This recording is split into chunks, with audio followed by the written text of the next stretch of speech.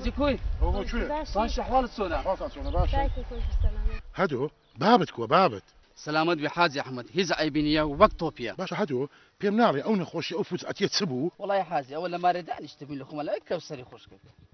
لو باشترك زمي خلشي بكينو ناوي عالمي بخراب بين اخو ما سوالهم ما ذاكر قصي خوش ما ذاكر بس او دنيا ما ذاكر. كاكا هر اون زاني بصري تحازي. هاوارك برد هاوارك. بابم قلت وزقم ها هو بكم بخم زاني والله تسمى جوري تبى هذا كم بام هذا وي بابا هذا كرم زقم نازامسي والله بس تريتو حاجه مش نبكر نامري يكسر جان متواري لا لا صعب قاري وريد اجاك الحقي براسي جماعتي تواري وين دار هم خدمته شي باشان كر علاجه شي باشان داو هيز قصوري عندك والله امنيش تلفونم لبا خزمك سكارم كردو قلت منو دوا قليم لي بكان ايش شي باش نكرت خوا با ايش شي باشتك بلام غدري شي جورشت لمن كر اي باشا بو من دعا قدرنا كدو كرم دي باب سيمو ماري اما وقتي ناخوارنا بابرون بس سرتو حاج احمد اشتوانيه او ماري منزيكا نانا شي دخوينو ساج دخوين كاو كاكاج دخوين راستك كاكا دبابرين مال امامني مرة. دام بيا اخوه اخواتي شي ندا بو خدا من زورم حسيبو ايوا بين بلام ما دامنا امن ايشم هيدرون ناوي بخوانا بلا ديبي ممنون مهدو جام قربان دم او اخواني شمالي نقول فرقينيا دام بيا اخوه باشا ستساو بس لا فري نسيته بري اگر سوي ما هاتي خبرم دوا بس هر دو ساو خبر دم رسالك لو دنيرم لا خبرم دوا بالتليفون طاقتي رساله منيا ستساو كل دواي قليل اذا كم ها باشا ستساو زي اخو حافظ ستساو سلام لمالك اخو حافظ. والله ابراد مقصدني بيت ما هذا بلا لا وانية غلط. ولا بزانا بيش هم كسجني خبري خزم كسكاري توندا او زكاش شان نهاتن حاجي براش لريتو شمال دبي اولو تلفونكم لبنا اكوي باش تورنا كسكار منين كسكارك خو زور ظريف هذا دبر دي بروكشكو دي شيء كده ورا جور ولا بزان اما خزم كسكاري متصايبي كان ها تمشاكا عارف معروف عارف او دوازه كسنوش مالتا استا صعب يعني ها إذا باشا دوازة كاس زماتني بس عارف ومعروف خذ الله تشوشي كسكار مي كسكاري تيدها دايشه زمان دريش زمان كله براد باش وند دريش مدي وقت ما هذا بين موا با تليفونك شي بكم باش شهر وند لسه شتيغ ولا لسه شتغي برو وزبه هي برزمي الشاري وكو زلو برقة كيدو تماشايد زلو برقة منكو هل كم عيبة لقلت بريا وما هابو زلو برقة الشرانو رزي لي بيسكا يجي بيشكين زاني تكوسر باش زوجان متواري زاني والله ده زمانش باش بو خدمتي باش يعني كدرمان يعني هم ودابين كرت زوج مردانه حسك سيستا كوسر بزانه درتي بزانه شيء زوبا خير بخويا شي يا هاتم برات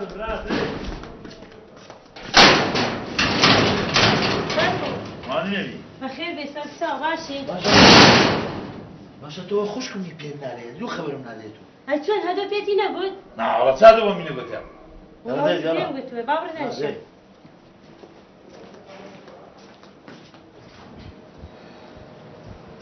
الله السلام عليكم السلام بخير كاكس شلون هذا كوي فرد دايشه فرد ساعه دايشه والله طب دخلت قناه الفرد ايه دايشه كوسر يا اخو بخير بي باشا هذا تنابي خبر ما بدي زوتر والله هذا زايد يا كاكس بخوي اصلا قرب بار في كمان تو مني خبر داري بركات شي خبري من ده كاس خبري من ده تجيشتي كوي ادي كوسر انا بخوم تليفون ولا كيف كره تليفوني سحالسه دعاء خبري من هذا او زعمني فكرم كذا وكاكا طاقتي او مشكله مني قلت بابا بسمي شفري خلاص كم يا برادر سيارة لك السيارة بنا برادر كم او تند 2000 3000 4000 5000 هات دوم قلت كاكا دوره با سيارة بنا كم لكور كم دعاء حاجي هنا حاجي برايا كم لنا ردي ايه اديكو حاجي قابل خودرو بفارنديه فقيره درو هم كسك بيدا وستي زري بشي لسرنا انا وي انا والله او حازم لري توش بكلا تواري قراموا تنت بين بود كركاك ورد دعوه بورو شيولو دكم ساده دم كاكاو دم قاود دم كاك نهار او ده بنقول له دعوتي نهار سيلبكم يعني حاجب لنا هات يا نا والله نهار كنت بروس جوانيا انا حسيب ما بكاكسي شو ما دام لريقاتو شنبو فرقي تيا استا باشا واز لو قصانا بينا كان جينا مواجهة مسنكني مارد خرانه دراوست استا كبارنا انا تشي دخوينو دهينو دكتور قوتي كلو زمان خوارد دوسيا كاكا ورنا مالي من ميواني من باشا يك دول ما حازك لإبراف أما إبراف بەخوا نادە برام لێرە نانەخۆن هەرچەندی تشمانێ بەس قابلە نان و ماستێک نەبێ بیخۆین نانماس شعيبية مامسي سيدتي لمالي قوم ضربا بين تساوي نبابا. تعليقهم نبابا مالي بقواش بس- شواني اللي يسر لمالي ملاني بقول قصدك سير باش. خاصة برنامج شعاد سكدي ما بحسكو استا صحتكوا والله الحمد لله ئێستا بڕێک باشترم لە جاران باشتر بووی مەسیحەتم باشە ئەرێ جەماعەتەن گۆوازەوەی بینن بە باش بووە باش دەرەی جیزی ساغا دەرێم جێتان لە ئیخباری ئەو ڕۆ بوو چی بۆ والله جمال إذن أبوه دەرێ ناوەڵایتمان ئاگەرێنە بە کورکان بۆ ساگەرەیە باسی سولفەی عقاری کە سولفەی عقار باسیان نەکرد باشە ئەو سفێکو دەدان قانونەکەی کووە گەنجینە دەدان بە چەند دەدیەوە چەند مانگە چەند ساڵ دەخەن یان کووە ئیشەکە بە خوددا ئەوەی ڕاستی بی ناوەڵانەیان بۆ کووە و ڕێشوێنەکەی کووە بەرام گوتیان بەس دەرێن سولفەی عقاری دەدان سولفەی دەدان کورە کاچی من ئەوە دەبی تعلیمات بێ دەبی قانونەکەی هەموو بنووسرێ دەبی هەموو حازر بکرێ کەس نازانی لەوانەیە تا 5 مانجی لە باویشە تو کورات ئەوە چ دەرێ جارێ بەز ناوە ناو هێشتا نەدرایە خوا دەزانی کەینێ دەماندنێ کورە 6 گرام بوو کورە سیمە 2 گرام بووە کورە 8 گرام بووە کورە خانی گرام بووە کورە هەتا 7 عملەی گرام بووە ڕەحمەت لە بابت بازاریان گران کرد بەلاش و عەلات حەدەرێن دەدرێ کاری تا حەسکۆ قسەکانە دەم ڕاستە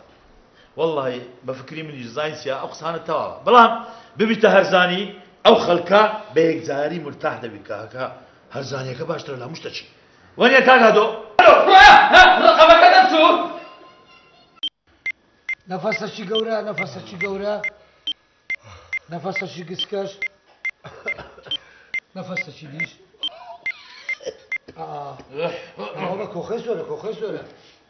ئەو دوکەنە جغارە دوکەن نفسشی دیکەش نفسشی دیکەش توصل رسالة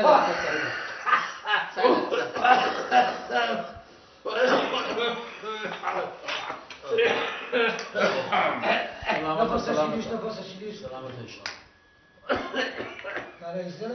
على السلامة ساكن لابد دكتور زين بلاشتا بالجماعة بخير بك زغارە چی لێ زغارە ناس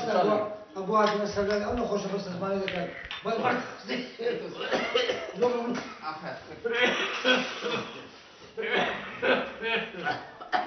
ما في ذاك بس فيش نخش لا بس غالي بيقول عفوا راس تابع أسيت يوم في عودة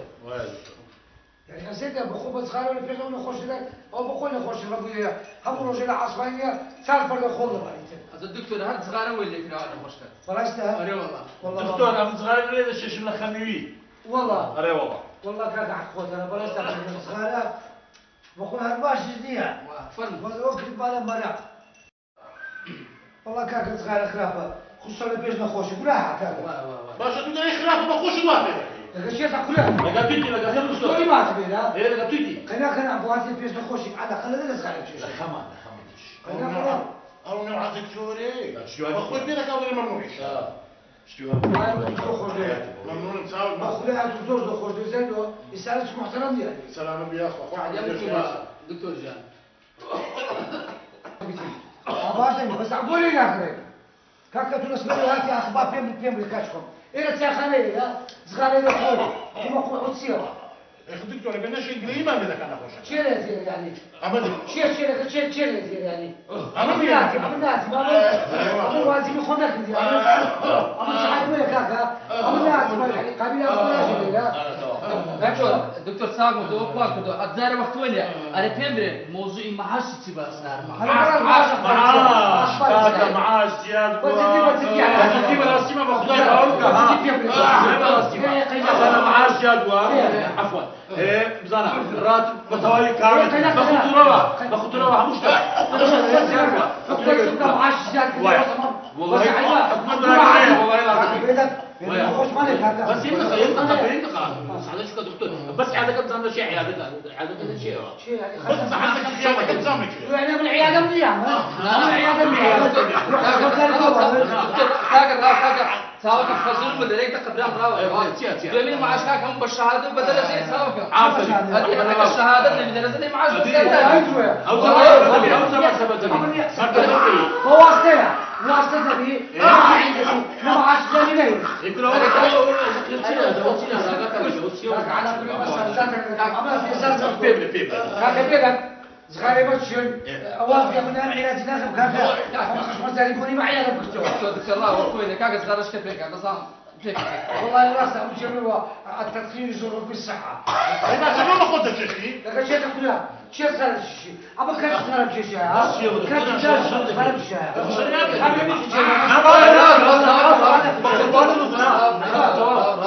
كل عمر دارج كبير خلاص اللي بتدار فيك وكيف صغار فيك أنا تصاوب درك أبو كان عصا أبو نوجه صدور رزع تكنا خدها أبى احترام ولا ذكر أنا من الأول دكتور هذه بس تسبقنا ما أما تسبقنا يا توكل نخوشة مراعاتي نخوشة مراعاتي بكر راسه هو الطرفانات كوش دكتور والله بابا أوطار لو تسيبوه يعني على قدك نخوشة ما بدر زين عم تهبي أنت قول دكتور قصدك لا كذا شو تسيبه والله إذا بيه احتمال وين يمدك يقول سكاري ما تشوف الخراب لك نخوش دودو يبينك دودو أقول كاكا دام نسيت ما رجع شهر ما أمسي سو بل شيخ كاكا أقول راح يزوج كان ها فخير مر لا اخوانك ايش راسي كان دوك العلاج لا بس مساوي دي ولا بقول عنا خرابة بمدي والله خرابة تمام كل يجي صغار ما هو بيم قلت كرم خرابة انا خرافه صغار طبعا بيم الكاكب والله تنقل بس يا ولد وخراب خنكاب أو دكتور فيك دكتور ما طال لهم دكتور يعني وين صار عليها ما مسكوا سلامتي بقربان لا حول ولا قوة إلا بالله والله أمان وسط زوزو خرابة خريكة وشي بام توشي نقوش دلبا ورا لزاك خزور لزاك بلاي خزور لزاك خزوري نازل تشيو بالسم لزاك خز مكاني كوسري هر وقت خناي خم ولا خفتان هكا راست قلت يا زاوة كري خزوريا بس يك زار بونو أجناب أركتي كوسر دور ماركا ونبقوا ما صاوب وتسي تبع الشهام بقرا لما باوكش تشوف رجال راستا وتخوارجوا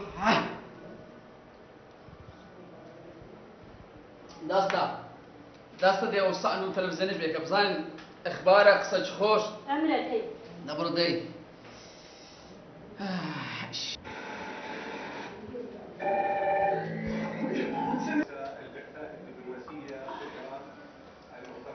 قصي خوشتي خبر خوشتي همو روجيك والله هيت عملي بينا كريم والله الراس هم الروجر اري ما شاء الله تلفزيون كان هزور بنا روجر بنا عشق سيدا كان اخبارك بلاو ذاك انا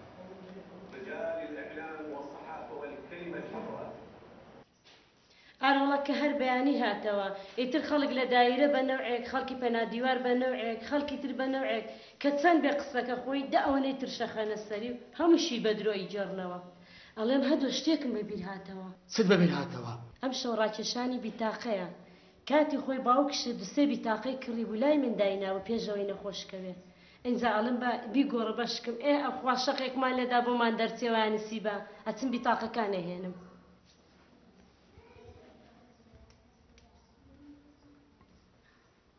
باشا تبر زور باشا بعد يقولون ژمارەی جائزەی 2-3 دووبارە دەکەمەوە. جائزەی سێەم ژمارە بەختی 48-53-45. جائزەی دووەم ژمارە بەختی 45-52-83. ئەوە دویان فت ئەمن نازانم نازانم ئەو بابم چمەرەقی لەو یانەسی بێت دەماوە ما دەڕاوەستی وای خێنێتەوە هێشتا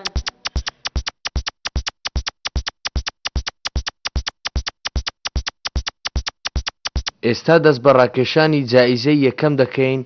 کە خەڵاتەکەی 100 ملیۆن دینارە. خواکە دەرەچێ ئەزانم چی پێکڕم کچێ دەوز بە زمان بگرە دەبا بزانی کاچی موزە چ دەرێ هێشتا مایەما خاوەنی خەڵاتی جائیزەی یەکەم ژمارە 399088 دووبارەی دەکەمەوە. خاوەنی خەڵاتی جائیزەی یەکەم ژمارە 399088 کچێ کەوسەر کچێ وەڵڵه لە خۆشیان وا زەختما وردە دەخوارێ هەوا خوا هەوا ژمارەکە تەواوە ڕاوەستە 100 ملیۆن کچێ کەوسەر کچێ هەستا کچێ هەستا وەختی لە خۆ چوینی هەستا دەڕا بزان هێشتا ما بزان کاچی موزە چتکەمە پێشکەشمان کردە هەستا دە وەختی وەیە کچێ ها قومە ماستاژ خودەی لە خۆشیامی جانمە لەرزی خەریکە دڵم ڕاوەستێ. خاوەنی خەڵاتی یەکەم و دووەم و سێیەم ئەگەر دەتوانن بە هەر ئێستا بێن بۆ تەلەڤیزۆنەکەمان تەلەڤیزۆنی بێبەخت لەسەر شەقامی 8 مەتری بەرامبەر کۆنەفرۆشان. باشە کاچی موزەیە ئاخرە من یەک مشکلم هەیە ئێستا بام نەخۆشەوە لەسەر جێگایە باشە من کو پێ برم کو خەبەری دەمێ کو بێمە تەلەڤیزۆنی دەبا من بچمن کچێ دەراوە ڕاقەینا خاوەنی خەڵاتی یەکەم و دووەم و سێیەم ئەگەر دەتوانن بە هەر ئێستا بێن بۆ تەلەڤیزۆنەکەمان تەلەڤیزۆنی بێبەخت. 100 ملیۆن لەو زروفەی باشە ئێستا من نازانم ئێستا خەبەری بام بدەم نەخۆشە خەبەری خزمام بدەم نازانم چ بکەم وهاتم ڕاونە من شۆشمان تەلەفۆنە بکەم بۆ خزمەکە بە تەلەفۆن زوبا خۆ لە خۆشەوتم زوبا 100 ملیۆن دینار زوبا تەلەفۆنش مەشغوڵە شەبەکە ناڵ مەشغوڵە کچێ وەڵای خۆ ئەچم لێ تەلەڤیزۆن دەرچم بەس قەنە ناچ هەستا پێش خەبەریات لەسەر دەیت زوبا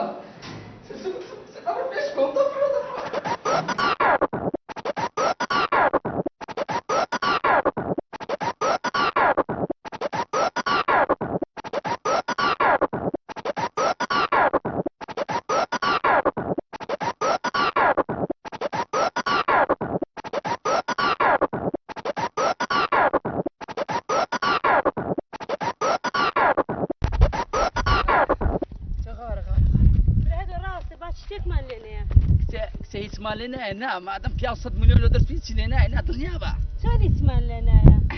کچێ 100 ملیۆن لە دەرچەکە هەر چمان لێ هاتەوە چارەسەری پێ دەکەین ئاخە لەبەر خۆم ناخۆم هیچ نییە لەبەر ئەو مناڵە مناڵ کا مناڵی چێ کرۆتی چیەکەی مناڵەکەی زگمەڵێم چێ مناڵەکەی زگمەڵێم بەبۆکەی دەرێ وی بەبۆکە بەبۆ خۆمانە خۆمە نایدەم بە گەست بە قوربۆی بەبۆکە کچە قەیدنا 100 ملیۆن بە قوربانی بەبۆکەی بۆی جێ بەبۆکە ئەجە لەمە قەدی بەبۆکەی بڕۆ بە سەبری دەڕۆین بەبۆی بەبانی بەبۆ خۆمە نایدەم بە کۆت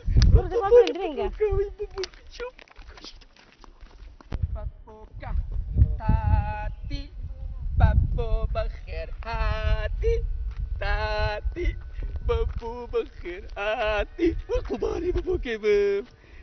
گودی تاتی بەبۆ بەخێر هاتی تاتی بەبۆ بەخێر هاتی حاجی ئەحمەد كلها هات حاجی قوربان زۆر دەکەم لێکەوە سموك حاجی مادی نەبی سرساوة قصد فرق باب السلام عليكم سيوك وكسر بدون نكت أنا حاجي ولا سوى وعايز ها أزاني يا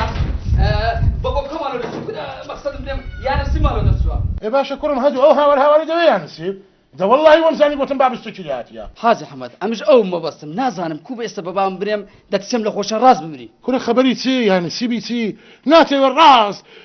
ساقط قلبك اللي بدأوا بيكو جيتن كل كالش من بخوي نخوش او دبيبه فيلو كلا كبازيق واي تي بقيني كحسب نخوشي وزلطي نكاتن يا كاكا باشا علاج مانسيا علاج اسانه او معاون تبي لا ما نخوتان كل شيء جلسي لك بينا بفحصك بوقتو جواني لوكا علاج درب معناتي بلاتي ان شاء الله اسانه توا علاجي تي علاجی نەخۆشیەکەی کورە بابە گۆ باش دەکەن نەخۆشی و حارسی هیچ عیبی نما چابووە مشکلەکە یانەسیبە یانەسیب نازانم کو پێ برێم ئەو یانسیبە زۆر میهمە زۆر میهمە 100 میلیۆن گەمەیە 100 ملیۆنی چێ 100 میلیۆن دیناری لۆ دەرچووە ئەو بەڕاستی دەتوو ڕاستە برام ڕاستە زوو عیلازێک بدۆزەوە زۆر ئاسانە بەمە ئاوتو بەکەی کمانی خۆتان دەنێم بە ئەو پێی بڵێتن بەڵام دەبێت زۆر بە ئاسایی زانایی پێی بڵێ بە زادی خۆت زۆر ئاقری هەر لە بەرەوەی بمەزاوات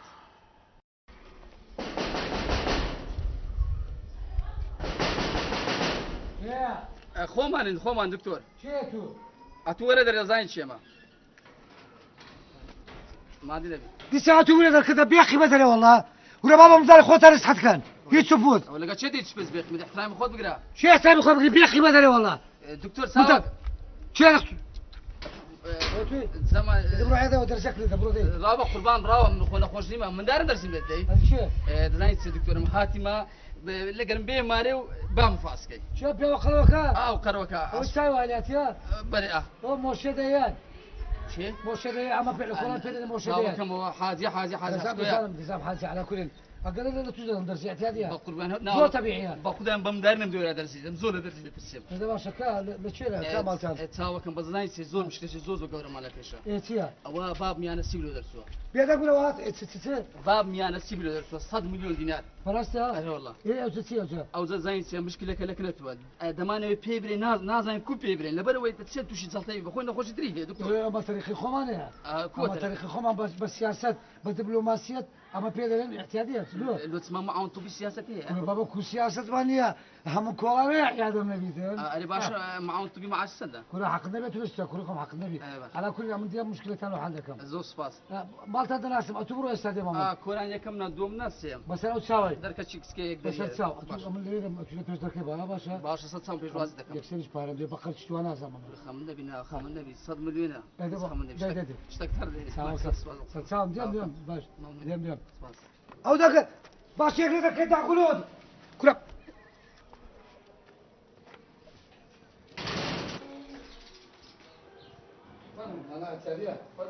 زين شباب يعني لما العزب يعني من شعات اخي والله لبروا ده مش لك لمنا يعني ما زال مني ها والله ده زعما مشتري قرز برا تنقى يشتم موضوع كان قلت تسيه موضوع لما كانت له باس كذي كاك زي موضوع سيا او باب نخوشا استا كجانا سيلو درسو يعني سيبك 100 مليون دينار او زن نخوش دبي هي امش براس نما ويرا بيبرينو قلت مال السما صاحب سو بمري تمام في مليون او توشي صد ما مثلا او مبلغ زوري بقوم عمل برسال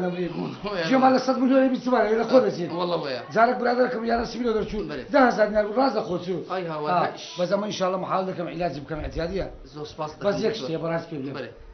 حقي ممر اكثر بدل هيس خمن يا اخي انا قرض مربنا والله ودكتوره شيء ويا هالفوته زو بس زياده دي اعتيادي حياتي واحد بزياده شدي بس بام صاحبي كل اعمل له خدمتها انا ما ليلا ونهار زور ممنون دكتور جا فرمي والله زور سيء وانت تعرف يقول لك هاك الكشك حيواني مدخل كاك اليد دلاتن زوين تاني ما تسويها ستوي قريب بيبلين يا نا سي بيبلين كل صد مليون كيلو ده كل بص حتى بيبلين كاك اللي هرب بالو كنت بلاش تقبلوا ده كل بخوينا خوش الشحطه بيوتش تشتكيني استقبلوا ده استقبلوا ده بس كل بص بيتنا بخوينا خوش ايه لسه اخويا جماعة هينام ستينا كرة جابيني بزاني ستينا سيا تبي تسوي دكتور هنا دكتور فرم ما شاء الله انسان شيء مزعج والله سواس عملت برسبت قبل شيء يا شو زكيات يا للعيات الشات يا الرصيد الشكل السلام عليكم بخير يا كان مش وسط كوبو كده كده دكتور وسط كوبو والله يبارك والله بس صغار زور باجني ها صغار اصلا هو صحتني اخلاق ولا صغار ولا لك مش فاس عند بوخي ودكتور عفري تاخذ بيت كان مش وزع والله انا برك باشترم دكتور ما شاء الله عينه مش دياني بقرعان والله دكتور برك باشترم بس او دوكره لا شاكر ديما فعلا او دوكرن يا بشري زعزك فعلا هل دوكرن يعني شاكره شكرا دكتور شي قصدك نا دوكرن كل كاكي من ئەوەی لێ بوویتە دووکە دووکان هەدی دووکەڵە بابا کەرە چیە دووکەڵە شەکەت على كل أبو براسبيل ما دام صحة الباشا وضعش الباشا أما تسب برسالة كذا كم حسب لي والله من بداية بس ساوان دكتور أنتو ببرسوا أو جواب الدموع باشا تو مثلا أقل زادي روشتي قتيك أو بينك كلها صندوق كذا بابي لا كارتون كذا وهذا كي دبي بريد شوكليتو شتيوايا أو شوكليتي سيدا كي أو سكريتي بس من داران دابش دكان بس برادران بس ناس ياران أو يتكن أو ده دمي أو سكريتي كل والله بيا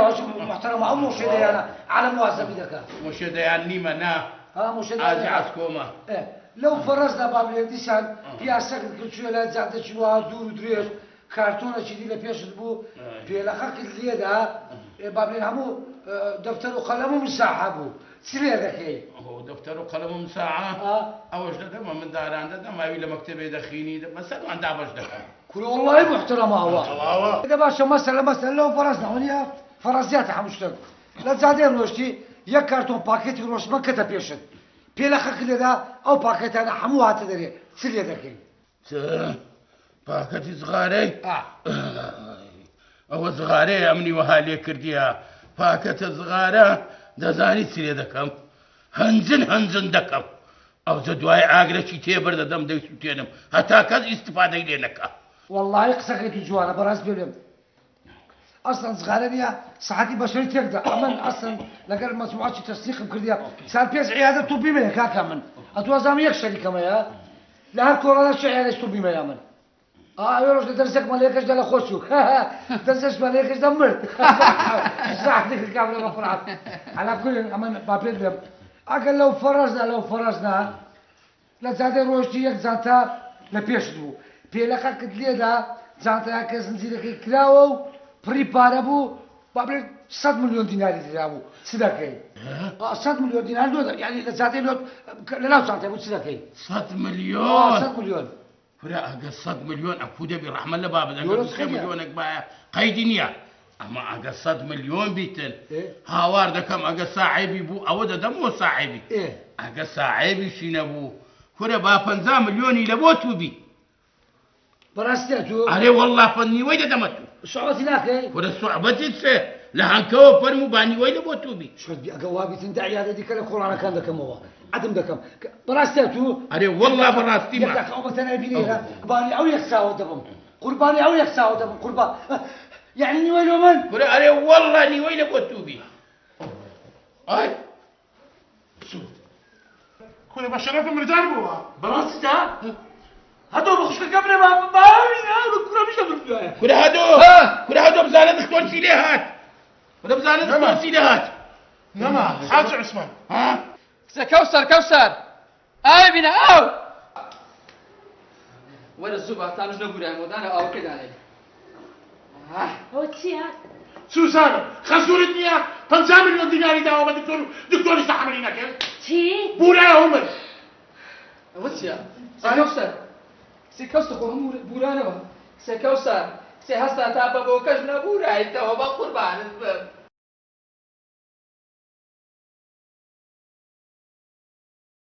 برو يا خومانين اوتم دكتور اوتم دكتور اوتم ماضي نبي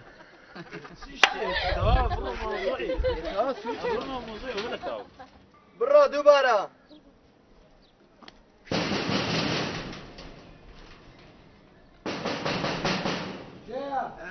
خومانين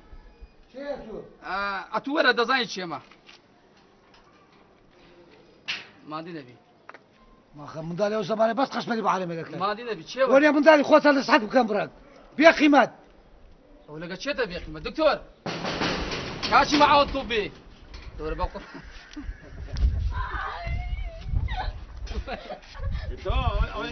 لا بخوف بيا قيمات بخوف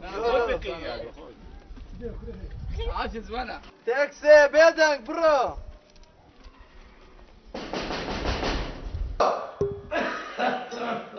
يا باشا دكتور تبغى تخلافه بخش واحد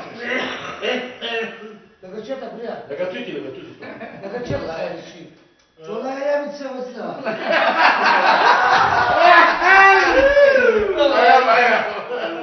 سقل يا مسير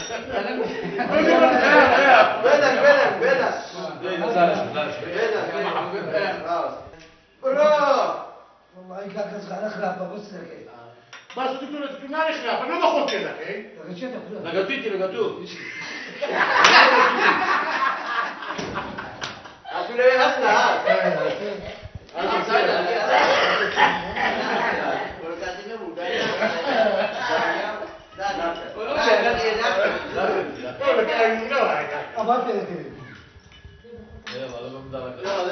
بدك برو نما عندكم خمية ذا برو والله كاك صغار خرافه خصوصا بيش نخوش براحه كاك باش دكتور خلاف ما اخوش الواحد غشيتك كلها لقطيتي لقطيتي شوي ما تبي لا ايه لقطيتي خلينا ابواتي بيش نخوش على خلينا صغار شوي خمان او نوع دكتوري اخوي بينك او ممنوعش شكا منارسه كام دانا چندرا كرسونا من على الزقم واي ده باشا لما خاطري او من داري بابو